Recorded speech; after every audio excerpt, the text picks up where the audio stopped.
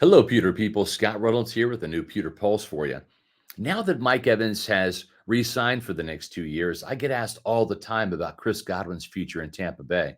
As you may know, the 28-year-old wide receiver is entering a big contract year this season, much like Evans went through last year at age 30.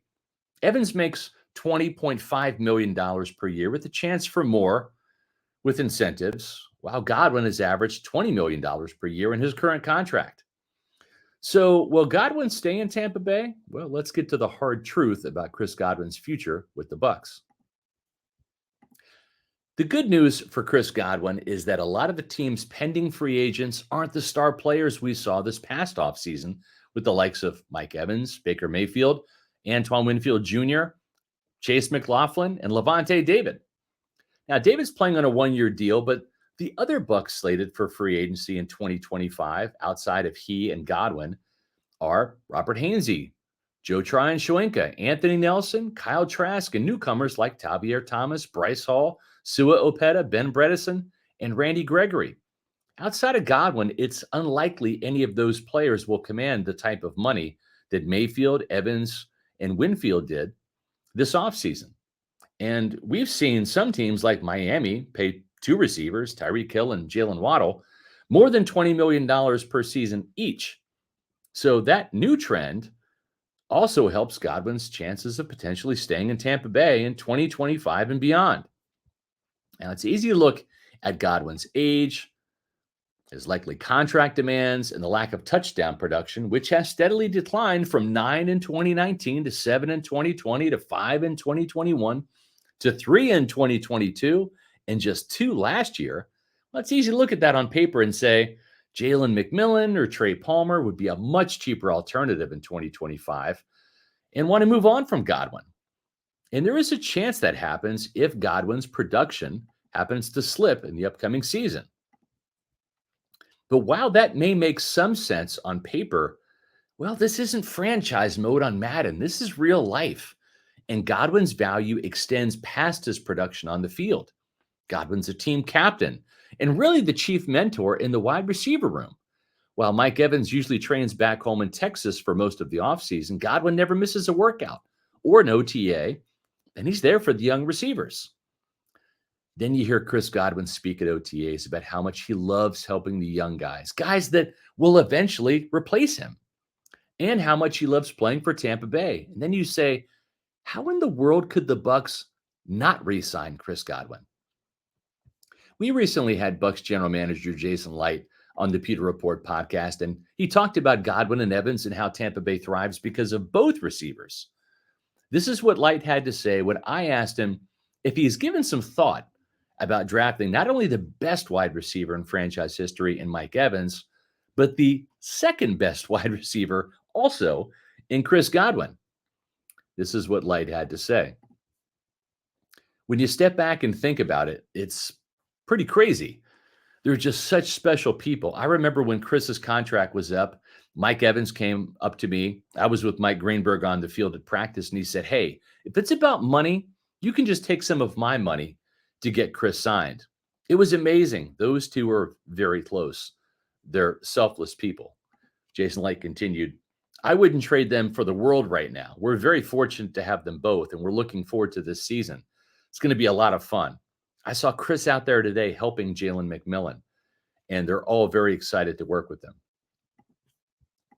Now, when you look at this season coming up and you look at last year, we saw Mike Evans and Antoine Winfield Jr. rise to the occasion in 2023 in their contract years. Don't be surprised if Chris Godwin does the same this season, especially when he returns to the slot where he thrived since 2019. Chris Godwin played 576 snaps outside and 291 snaps inside in the slot last year in Dave Canales' offense, which really didn't feature what Godwin did best. Go back to 2022. Godwin played 588 snaps in the slot and just 295 snaps outside. And I think that's what's going to happen more often this year, more like what happened from 2019 to 2022 when Chris Godwin thrived in the slot. Jason Light had this to say on the Pewter Report podcast. I'm very excited about it, talking about going back to the slot for Chris Godwin. It brought back flashbacks of when I was with the Cardinals and we hired Bruce Arians. And the first thing he said was, I'm putting Larry Fitzgerald in the slot to revive his career, and he's going to extend his career. That's kind of the way I view Chris, Jason Light said. Light went on to say about Godwin's ability in the slot and what makes him special. He says he has a skill set that's built for that. He's very tough. He's very instinctive with the ball in his hands. He's very slippery. You see him on those tunnel screens, and it's like an automatic first down almost every time he gets it. I think especially in this new system, Liam Combs' system, he's going to thrive in there. I tend to agree with Jason Light. I think that he is. Now, the Bucs are going to have a very tough decision to make from a salary cap standpoint regarding keeping Chris Godwin in 2025. And I wouldn't be surprised if Godwin has a fourth straight 1,000-yard season and makes that decision even tougher for Jason Light and for Mike Greenberg, the Bucs salary cap wizard.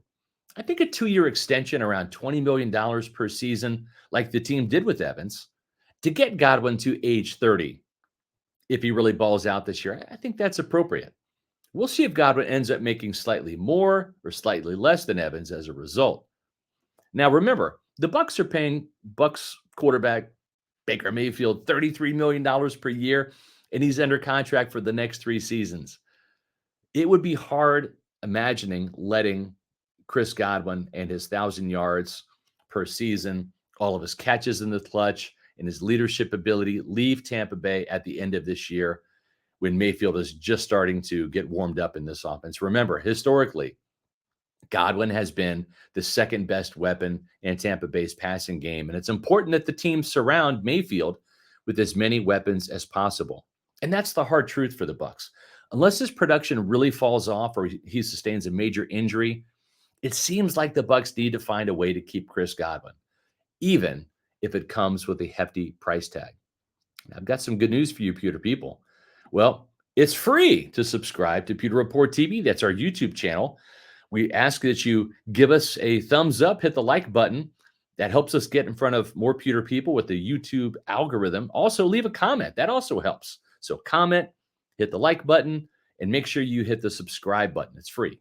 Pewter Report TV, help us as we march on to 15,000 subscribers. And make sure that you also are following us on X, Facebook, and Instagram, our social media channels at Pewter Report, and visit pewterreport.com for all of the Bucs mandatory minicamp news, as well as plenty of other Bucs coverage coming this summer, leading up to training camp, which will be here before you know it. And I'll be back soon with the new Pewter Pulse.